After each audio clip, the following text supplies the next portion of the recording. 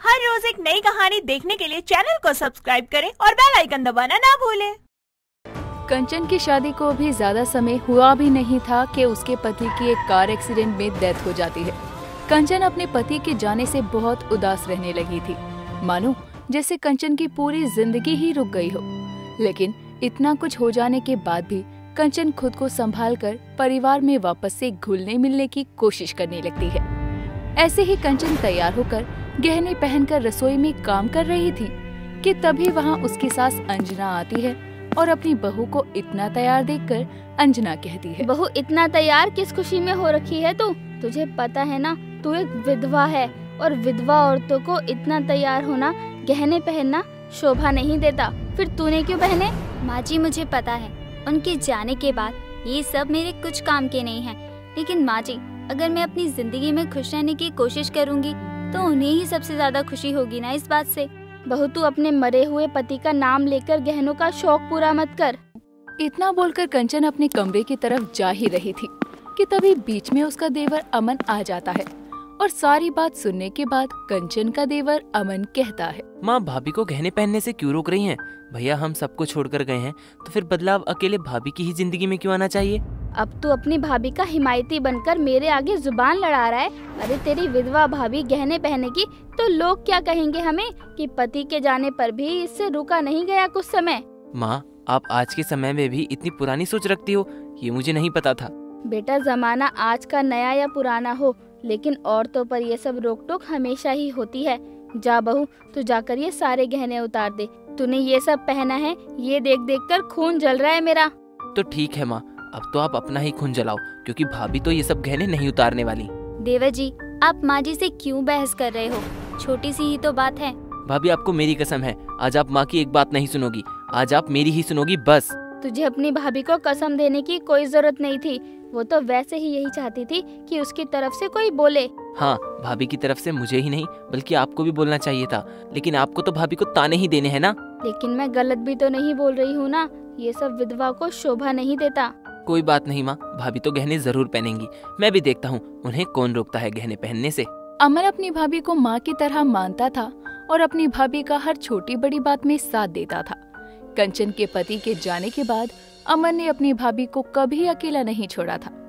कभी कोई अगर कंचन को किसी बात के लिए कुछ कहता, कुछ बोलता तो अमन उससे बहस करने लगता और कंचन भी अपने देवर को बहुत ज्यादा मानने लगी थी।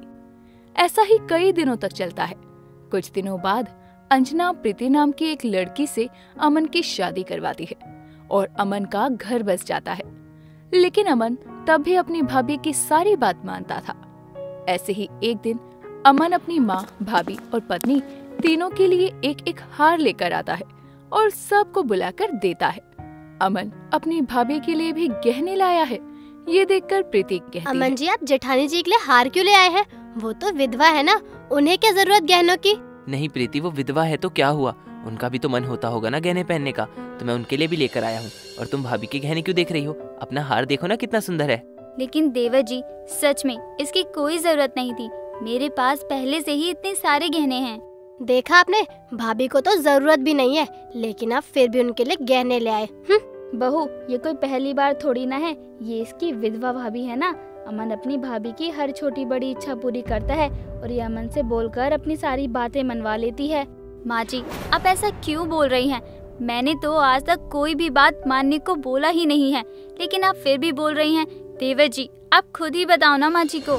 देवर जी क्या ही बोलेंगे, देवर को तो अपने गहने पहनने वाली विधवा भाभी बहुत ज्यादा पसंद है, तो वो उनके बारे में क्या बोल सकते हैं? वो तो अपने भाभी के लिए नए नए गहने लेकर आएंगे।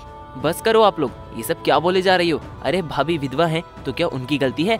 ये सब तो किसी के हाथों में नहीं होता है और ये बात सच है, मैं अपनी भाभी के बारे में कुछ नहीं सुन सकता हूँ। हाँ भाभी के बारे में कुछ नहीं सुन सकते हैं, भले बीवी को कुछ भी बोल दे, जरा सा भी मेरा ध्यान नहीं है इन्हें, बस अपनी भाभी की ही पड़ी है। कोई बात नहीं, मैं भी अच्छे से सबक सिखाऊंगी। प्रीति को अपने पति और जेठानी के बीच की नजदीकियां जरा भी रास नहीं आ रही थी। वो हर वक्त उन्हें ताने मारा करती। जब उसका पति घर पर नहीं होता तो वो अपनी जेठानी को सुनाती। ये सब बातें कंचन को बहुत ठेस तो देती थी, लेकिन कंचन बेचारी चुप रह जाती। कई दिनों तक ऐसे ही चलता रहता है। कुछ दिनों बाद कंचन गहने पहनकर रसोई में काम कर रही थी। तो वहाँ प्रीति आती है और कहती है, अरे दीदी, आप इतने सारे गहने पहनकर काम कैसे कर लोगी? आप गहने उतार क्यों नहीं देती हो? मेरे पति को मैं गहनों में लदी हुई बहुत अच्छी लगती थी। वो मुझे तोहफे में कोई ना कोई गहना ही देते थे। अब जब वो यहाँ नहीं है मेरे पास, तो मैं बस उनकी इच्छा पूरी कर रही हूँ। उनकी इच्छा पूरी कर रही है अपनी? गहने पहनकर सज धज कर तैयार होकर रहती है और कहने पर मरे हुए पति का बहाना बना देती है। कुछ कहा देवरानी जी आपने? नहीं भाभी, मैंने कुछ नहीं कहा। वैसे भाभी, आपके पास तो बहुत सारे गहने होंगे ना? हाँ, मेरे पास तो काफी सारे गहने हैं। पहले मेरे पति मुझे गहने देते थे और अब कभी कभी देवर जी ले आते हैं। देवर जी बहुत ही अच्छे हैं। अपनी भाभी की छोटी बड़ी सारी बातों का ध्यान रहता है। हाँ, वो तो कुछ ज्यादा ही अच्छे हैं, तभी तो हर कोई उनका फायदा उठाता रहता है। अब बताओ, आज के जमाने में गहने पहनने वाली विधवा कहाँ ही देखने को मिलेगी? देवर के ठाट में ऐश है बस। प्रीति इतना बोलकर वहाँ से चली जाती है। धीरे धीरे कई दिन निकल जाते हैं। कंचन को गहने पहनना तो पहले से ही पसंद था और अब तो उसके घर वालों को कंचन को गहनों में देखने की आदत पड़ चुकी थी। कुछ दिनों बाद अंजना और प्रीति दोनों कंचन को ताने दे रहे थे कि तभी अंजना कहती है, बहू, तेरी जिंदगी में जब कोई रंग ही नहीं बचा तो तू इतना सज संवर कर किसे दिखा रही है? माँ जी, आपके अपनी बहू को जानती नहीं हो। उन्हें अपना सज्जा किसी को दिखाने की जरूरत थोड़ी ना है। गहने पहन लेती है, अब तो पड़ोसी भी बोलने लगे हैं। वही तो जो बात हमें समझ आ रही है। अगर वही बात कंचन को समझ आ जाती तो हमें किसी की बातें सुननी थोड़ी पड़ती। मुझे तो कभी कभी ऐसा लगता है कि मेरे पति की गहने पहनने वाली विधवा भाभी को कोई शर्म नहीं है, तभी तो अपने देवर की शादीशुदा जिंदगी में घुसती रहती है। आप ऐसे क्यों बोल रहे हो? मैंने कुछ गलत नहीं किया, लेकिन फिर भी ऐसे सुनना पड़ रहा है। दीदी, अगर आपने कुछ गलत नहीं किया तो एक काम करो ना, अपने सारे गहने मुझे दे दो और अपने देवर को कोई बहाना बना देना। अब तो इसकी बोलती बंद हो गई होगी ना? माँ जी, देवरानी जी, अगर मैं अपने सारे गहने दे दूं, तब आपको यकीन होगा क्या? तो मुझे अपने गहने देने में कोई परेशानी नहीं है। मैं देवर जी से भी झूठ बोल दूंगी। इतना बोलकर कंचन अपने गहने देने जा ही रही थी कि इतने में वहाँ अमन आ जाता है और ये सब देखकर अमन कहता है, माँ, प्रीति, आप लोगों को जरा भी शर्म नहीं आ रही है क्या? अरे कंचन भाभी के साथ ऐसा कर रही हो। माँ, आप शायद भूल रही हो, लेकिन जब आपकी तबीयत खराब थी तो भाभी ने ही आपका साथ दिया था। लेकिन ये कि जब हमारी शादी में गहने देने थे ना तुम्हें, तब भी भाभी ने अपने ही गहने दिए थे और बताने से भी मना कर दिया था। अमन की बात सुनकर प्रीति और अंजना दोनों को अपनी गलती का एहसास होता है और दोनों कंचन से माफी मांगते हैं। उसके बाद कभी भी कोई कंचन को कभी नहीं सुनाता। दोस्तों, अगर आपको ये कहानी पसंद आई तो इसे लाइक करें, शेयर करें और कमेंट करके बताएं कि कहानी में आपको सबसे अच्छा क्या लगा।